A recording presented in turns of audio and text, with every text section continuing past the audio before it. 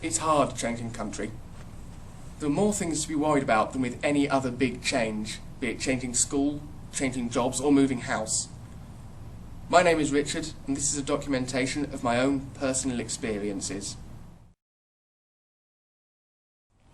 The best place to start here is probably by explaining who I am.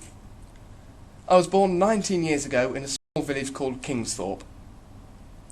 When I say it's a small village, it's probably technically more a suburb of Northampton than a village.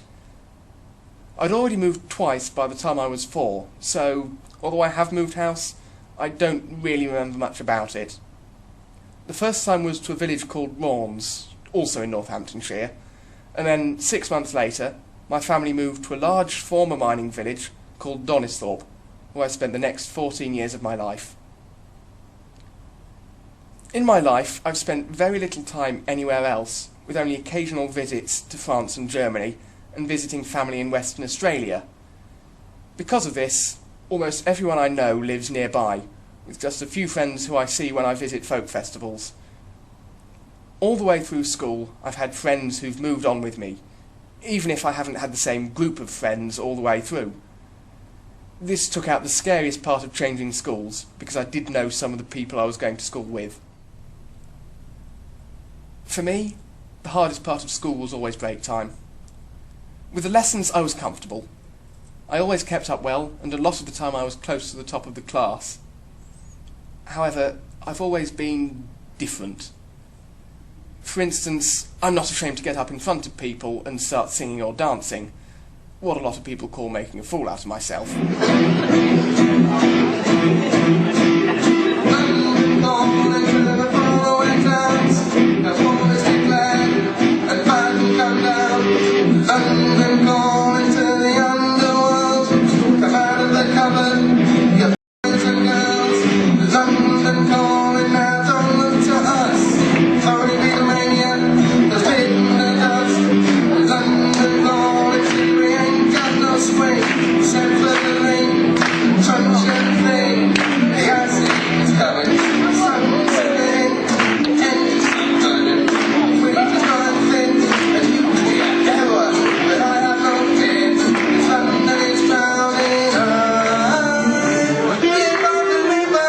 When I was at primary and secondary school, I was bullied for this quite badly, and I found it difficult to make friends.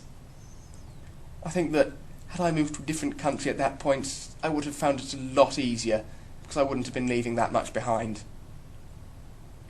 But when I got to high school, Leicestershire is the only county in England that has separate schools for 11 to 14-year-olds and 14 to 18-year-olds, people finally started accepting me for who I was, and it didn't take me long after that for me to gain quite a few friends and become popular because I was different. This, for me, made things a lot harder when I came to California. As I think about it, the change could have been harder. The reason I chose to come to California is that I have family who live here. This made the transition easier because I wasn't moving to a place where I didn't know anybody. Of course, the chance to go to another country was terribly exciting, because it means you can see new and strange places and meet new people from different backgrounds. I was also lucky with the fact that the internet has made communications so easy, especially with the rise of the social networking site and instant messenger. This meant that I had 3 quick ways of staying in touch with my family and friends who I left behind in England, rather than just the option of the slow letter. This has made things so much easier for me when I get homesick, as happens to everyone given enough time. Even when it's the middle of the night in England, which is most of the afternoon in California, as there's an 8-hour time difference, the use of statuses on websites like Facebook means that I can keep up to date with what my friends are doing, and I don't have to have their email addresses to be able to talk to them. However, this still isn't a substitute for the real thing, and when I think about my friends and family in England, it hurts because I can't talk to them properly. I think I'm very glad that I'm not actually coming here permanently. The internet also made it very easy to arrange my stay over here. I was able to communicate easily with my family in America to organise everything, and I was able to book tickets and apply for college online. The hardest part of the organisation of the trip was the need for a visa. There's only one way of getting an American visa in England, and that's to make an appointment and to go and visit the embassy in person. This was very difficult for me, as I live about 200 miles from the only embassy, which is in London, and I don't drive. But I eventually managed to get that sorted, albeit at a fairly great expense. Overall, it cost me more than the actual plane ticket to get here. But eventually, everything was sorted, and on the 16th of January, after spending the previous week saying goodbye to all my friends and family, I got on the plane and left England for California. My first shock when I arrived in America after the 10-hour flight was how long it took to get through customs. I got used to short flights just within the EU, which is just a case of handing your passport in at the arrivals desk, saying you've got nothing to declare, walking through and collecting your luggage. However, the queue at San Francisco International Airport, where I arrived, was huge. It took between half an hour and an hour just to get up to the arrivals desk. And then it took another half hour to have my fingerprints taken, all my documents checked, and my hand luggage scanned. And then I was finally able to collect my bag and leave the airport. The second big shock was the size of everything. I mean, I was expecting the skyscrapers and closely packed buildings. After all, we've all seen the movies. But I was just amazed at how much there was. It would probably be less of a shock for someone who'd grown up in the city, but I'm just a country boy raised in the middle of nowhere. That being the case, it feels slightly odd to see buildings in every direction you look.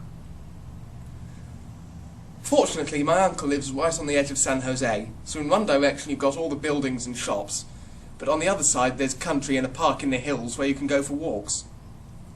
The ability to look out and see the countryside has made things a lot easier for me, but it's still a bit of a culture shock. Now, most people in England would then move on to talk about how odd they found it having to get into the other side of a car, because Americans drive on the other, wrong, side of the road. But not me. Fortunately for me, I've spent enough time on the continent to be fairly used to that, although it didn't help me when I got nervous during my driving tests over here. I failed. But all that side of things, the culture shock, was as nothing compared with my biggest fear about coming over here. As I said, in England I have a lot of friends, but when I first came to California, I didn't know anybody except my aunt and uncle. So, as happens whenever you move anywhere, I was worried that I wouldn't make any friends, and that I'd spend my time here alone.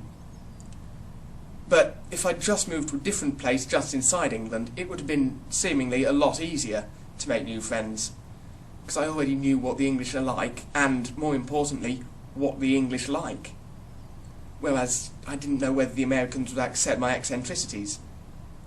Fortunately, this fear was groundless, and I've made plenty of friends since I came here, although I do still miss my friends back in England. Whilst I've been here, I've also discovered a lot about myself. I've discovered that I do have limits, or I haven't reached them yet, in the amount of time I can spend without my best friends and family. I've also learnt a lot about America, like the fact that the stereotypical American is very hard to find. I think I've only seen one or two Homer Simpson-esque people since I got here. And all this new knowledge is fantastic. And so, changing country is hard, but at the same time it's a lot of fun and well worth doing. Or I don't think I could move away permanently. And now it's time to look to the future. With the summer 2 months still left in America after college, I'm going to try to discover even more about the country I'm in and find out more about the different places and cultures within America itself. And then, finally, back to England and the people and places I know and love.